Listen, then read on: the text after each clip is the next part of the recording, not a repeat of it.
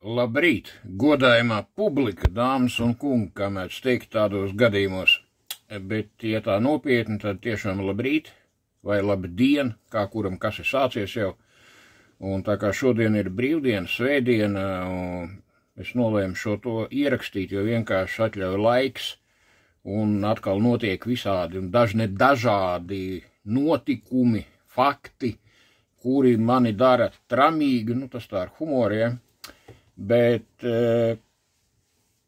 kaut kādas domas es obligāti dabīgi, kad izteikšu, jo tiešām ir lietas, kuras es redzu, ka cilvēki nesaprot, nu galīgi nesaprot, absolūti nesaprot, un kaut kas ar to viss ir jādara, vismaz jāizskaidro. Tātad, ja mēs paskatīsimies presi un visu plašsaziņas līdzekļus un visu pārējo, ja runa par Latviju tagad tikai konkrēti, tad tur viss ir pārpildīts tagad vienkārši ar jautājumu par Stambulas konvencijas ratifikāciju. Nu, viņa būs ratificēta, nebūs ratificēta un tā tālāk. Ja? Nu, paskatieties paši. Tālāk ir jautājums par to, ka tur kaut kādi pedofili ir izlaiduši kaut kādu grāmatu kārtējo, kur atkal ir seksa skaidrojumi un mazgadīgiem bērniem un tā tālāk, un sabiedrība ir pret to nostājas un nenostājas viena daļa, un tad tur tagad ņems ārā no grāmatnīcām vai neņems ārā un tā tālāk. Tad ir nākošais aspekts, ka sniedz iekšā dažādi biedri, kungi un vispārējie no dažādām partijām iesniegums par to, kad ir jāvāc paraksti, kurus absolūti precīzi jau iepriekš visi zina, ka nevar savākt, vai ne, nu anekdoti, ja, lai atlaistu Saimu, Latvijas parlamentu. Mīļie cilvēki, jūs tiešām neko nesaprotat. Tātad, ir absolūti skaidrs, ka Eiropas Savienība nekad nekļūs par federālu valsti. Vienotu federālu valsti. Ja Eiropas Savienība nekļūst par vienotu federālu valsti, kurā ir vienota politiska valsts nācija, vienota valūta, nu tā it kā ir, vienoti bruņoties spēki, kuri vispār nav iespējami īstenībā, vienota pilnīgi ekonomika, vienota nodokļu sistēma, un tā tālāk, un joprojām, tad šī struktūra sabrūk. Tas ir neizbēgams process, absolūti neizbēgams process. Un tad, mīļie kungi un cienītās dāmas, un godātie kungi un ļoti cienītās dāmas, kāda nozīme ir tam, vai tiks pieņemta kaut kāda Stambulas konvencija un ratificēta, vai netiks? Kāda ir jēga pieprasīt un vākt parakstus, kurus 100% iepriekš ir jau zināms, kad nav iespējams savākt atbilstoši tam skaitam, kas ir noteikts Latvijas likumdošanā, un tā tālāk, jo priekšā, un iespējams pavisam drīz, ir pilsoņu kari faktiski visās Eiropas Savienības valstīs bijušajās un kari starp bijušajām Eiropas Savienības valstīm. Kas tiešām jūs neredzat, kas notiek pasaulē un kur kas virzās. Padomājiet par to. Citu variantu taču nav un nebūs. Un tikai tad, kad šī Eiropa būs izkarojusies, pārdalījusies, kad būs notikušas izmaiņas strukturālas, kvalitatīvas, kvantitatīvas, tā dēvēto valstu elitu vidū, citiem vārdiem sakot, tās elites, kuras šodien ir pie vara, tiks nolikvidētas pilsoņu kara gaitā. Un pie varas nāks jauni, nacionāli tendēti, suverēnu valstu piekritēji ar dzelzbetonīgu vienpartiju sistēmu, daļēju sabiedrības, tajā skaitā militarizāciju, jo savādāk nav iespējams aizstāvēt valsti. Tikai tad kaut kas var notikt. Un tāpēc šodien nav būtiski svarīgs, vēl vienreiz atkārtoju, kādas konvencijas tiek pieņemtas, kas viņas pieņem, kas viņas ratificē, kas tur iespiež kādi pedofili, kādas grāmatas un tā tālāk. Pilnīgi nav nekādas nozīmes. Pilnīgi nav nekādas nozīmes. Saima tiek atlaista, netiek atlaista, tiek pārvēlēti, jauni tiek ievēlēti. Tam pilnīgi vispār nav nekādas nozīmes. Jo vienā jaukā dienā, un ir gatavi visi saraksti, vienai daļai cilvēku pieklauvēs 4 no rīta, kā es saku, un vairāk. Nu, jūs visi sapratāt. Un tikai tad tiks izsludināts brīvas, tiešas vēlēšanas. Būs prezidentālas republikas un tikai prezidentālas republikas. Un valstu civildienests vai valsts pārvaldē strādājošie ir visādi trāksti. Tie visi būs pārvērsti faktiski militarizētās valsts pārvaldes formās, jo pretēji nākotnē izdzīvot valstī nav iespējams. Ar absolūti vienotu ideoloģiju,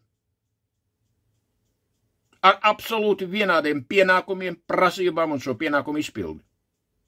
Ar dabistiski, kad ieviestu nāves sodu bez apelācijām, kasācijām. Kā savādāk? Dabistiski, ka bez tiesām, jo šo funkciju pildīs kara tribunāli un lauka kara tiesas, atbilstoši kara stāvokļa aktiem vai izņēmumu stāvokļa aktiem. Tātad tā būs pilnīgi cita likumdošana, pilnīgi cita loģika un sabiedrība. Mēs sāksim būvēt no jauna, kā arī valsti. Man te bija tāda doma, es tā lasu kārtīju murgu vienkārši, ja? Es Latvijas Wikipēdiju sataisīšu vaļā.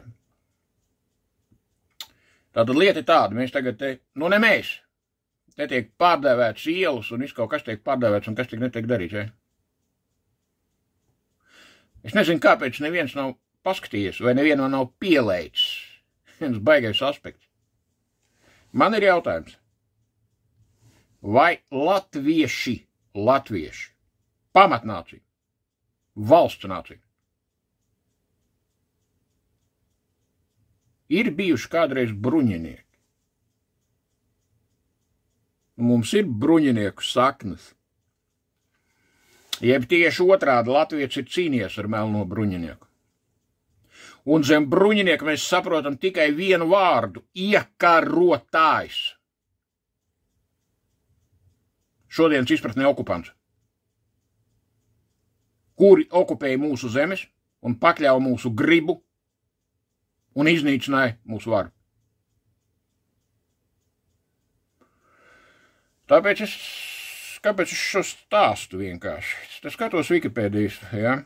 Tātad, par bruņinieku ielu, iet runa par Rīgu, par bruņinieku ielu Rīgā. Par bruņinieku iela pārdēvēta 1859. gada 17. oktobrī. Vācu Riterštrāse, Krievu Ricarskai ulica. Nu, skaidrs, saprotams, ka tajā laikā latviešu valodu vispār nelietoja, viņš vienkārši faktiski nebija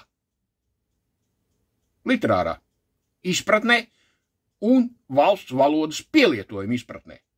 Jo dabīgi, ka latviešiem nekādas tiesības nebija. Pilnīgi nekādas. Latvieši tajā laikā pat Rīgā nedzīvoja vispār, ja kas sāksim ar to. Es vēl vienreiz uzsveru un atkārtoju par bruņinieku iela pārdēvēta 1859. gada 17. oktobrī. Vācu Ritenštrāse, Krievu Ricarskai ulica. Kur šeit ir kaut kas latvisks? Vai no Latvijas vēstures? Latvijas vēstures. Nevis tās teritorijas, ko bija okupējuši visi pēc kārtas, kam nebija slinkums. Tālāk, 1935. gada 15. maijā Kārļa Ulmaņa autoritārā režīma laikā pārdēvēt par aizsargu ielu. Pēc Latvijas okupācijas un inkorporācijas PSRS sastāvā 40. gadā to pārdēvē par Sarkanarmijas ielu. Krievu Krasnoarmejska ulicu. Bet Vācu okupācijas laikā 1812. gada kara prūšu ģenerāļa Ludviga Jorka von Vartenburga vārdā par Jorka ielu, vāciski Jorkštrāsi. Padomju Savienībai atgūstot kontroli par Latvijas Republikas teritoriju, ielai atgriezt Sarkanarmijas ielas nosaukums. Kopš 1990. gada 16. novembra atkal saucas Bruņinieku iela.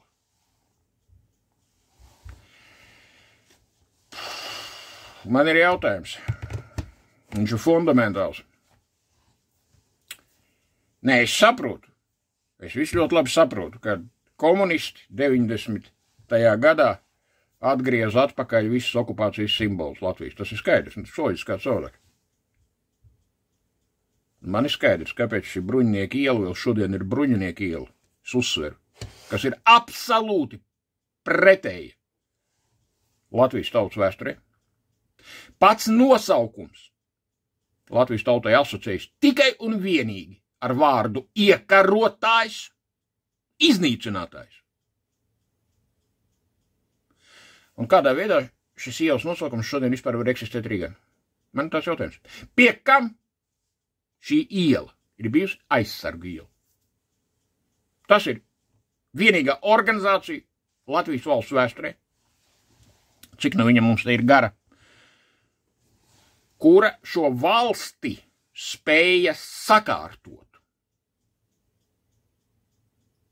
Atklāt sakot, par vēlu, to visu vajadzēja darīt daudz ātrāk. Es runāju par 34. gada 15. māju. Un pateicoties šai organizācijai, konkrēti aizsargu organizācijai, un vadonim, doktoram Kārlim Ulmanim, valsts un ministru prezidentam,